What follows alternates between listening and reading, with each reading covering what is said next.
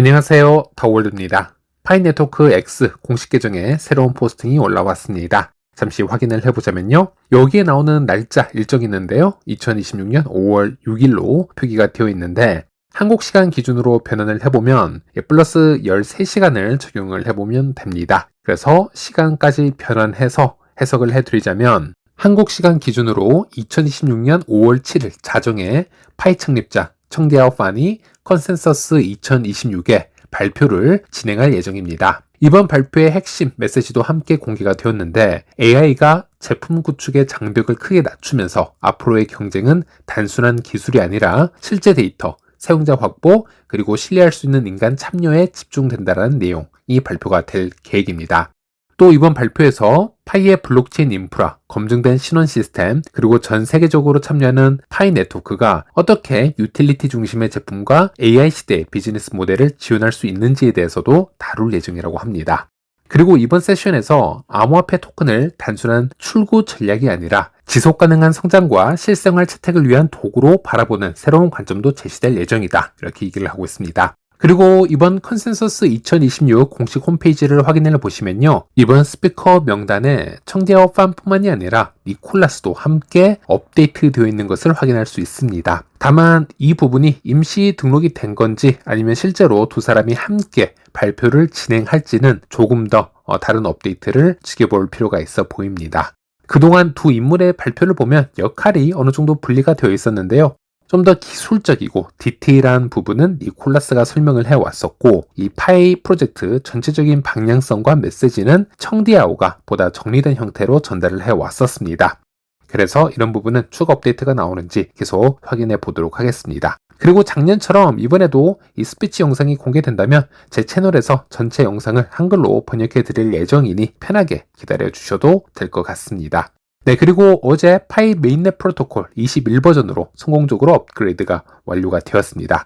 그래서 22버전에 대한 지침을 기다리면 되겠는데요. 현재 지금 이미지를 보시는 것처럼 블록체인 메인넷은 21버전으로 되어 있고요. 테스트넷은 23버전으로 운영 중입니다. 그래서 조만간 메인넷도 22를 거쳐서 23버전까지 전체적으로 업그레이드를 진행할 것으로 보여지고요. 파이 공식 홈페이지에서는 21 버전 이후로는 22와 23 업그레이드가 아직 미정으로 나와 있기 때문에 절대 추가적인 업데이트는 하지 말고 공지를 기다려 주기를 공지해 주고 있습니다. 그리고 프로토콜 20부터 23까지의 특징을 간단하게 요약을 해보자면요. 프로토콜 20은 스마트 컨트랙트 실행 환경이 시작되는 지점이라고 보시면 되겠습니다. 그리고 21버전은 성능을 최적화시키는 단계고요. 22버전은 컨트랙트 상태를 관리하고 확장성을 해결하는 그런 기능이 있습니다. 그리고 23버전에서는 개발자 친화성에 포커싱을 맞춰서 기능 확장을 하는 구간이라고 보시면 되겠습니다.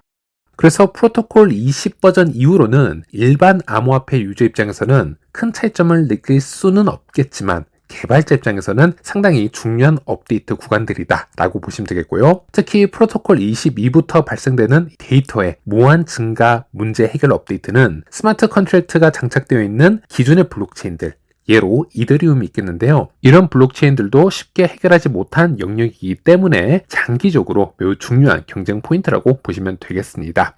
자, 그래서 작년을 한번 돌아보면요. 비트코인과 이더리움 그리고 일부 소수 알트코인을 제외하고는 대부분의 크립토 프로젝트들이 가격 면에서 뚜렷한 불장을 경험하지 못했습니다. 파이도 마찬가지인데요.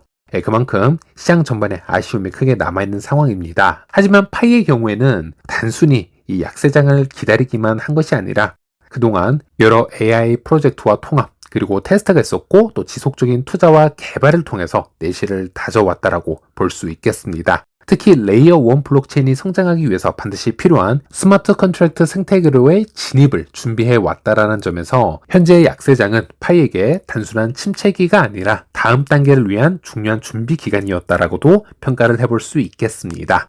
네, 마지막으로 현재 파이의 위치 그리고 시장 상황 잠시 간단하게 짚어보겠습니다. 현재 파이는 시가총액 기준으로 약 40위권에 머무르고 있고요. 조금씩 내실을 다져가고 있는 흐름을 보여주고 있습니다. 하지만 이 시장이 다시 한번 폭발적으로 성장하기 위해서 그리고 파이가 가격적으로 좀 더 성장하기 위해서는 결국 비트코인과 이더리움 그리고 전체 알트 시장에 강한 매수세가 유입되는 것이 필수적이라고 보시면 되겠습니다. 현재 시장을 보시면요. 미 트럼프 대통령은 이번 다가오는 11월 중간선거를 앞두고 공화당의 승계를 잡기 위해서 그동안 해결하지 못했던 여러 과제들을 하나씩 풀어내려고 할 겁니다. 이 과정에서 주식시장이나 암호화폐 시장의 상승을 유도를 해서 민심을 짧은 시간에 회복하려는 시도를 할 수 있다. 이런 시나리오 충분히 생각해 볼 수 있겠는데, 즉 트럼프 입장에서는 올해 3분기나 늦어도 4분기 초에는 이 자산시장의 큰 상승장이 반드시 필요하다라고도 볼 수 있겠습니다. 물론 이것이 이 트럼프 의도대로 흘러갈지는 여전히 지켜봐야 될 변수겠지만, 그럼에도 한번 살펴보자면 현재 자산시장을 압박하고 있는 가장 큰 요소 중 하나가 바로 이란 관련 지정학적 리스크라고 보시면 되겠고요. 불행 중 다행인 것은 최근 들어서 이란 전쟁, 이 종전을 위한 협상이 재개될 수 있다는 기대감이 일부 흘러나오면서 어제는 비트코인과 일부 알트코인들이 5% 이상 소폭 반등하는 모습을 보여주기도 했습니다. 만약 이번 갈등이 실제로 종전 합의로 이루어진다면 시장에 존재했던 큰 불확실성 하나가 해소되면서 암호화폐 시장으로 대규모 자금이 유입될 가능성 충분히 열려있다고 보시면 되겠고요.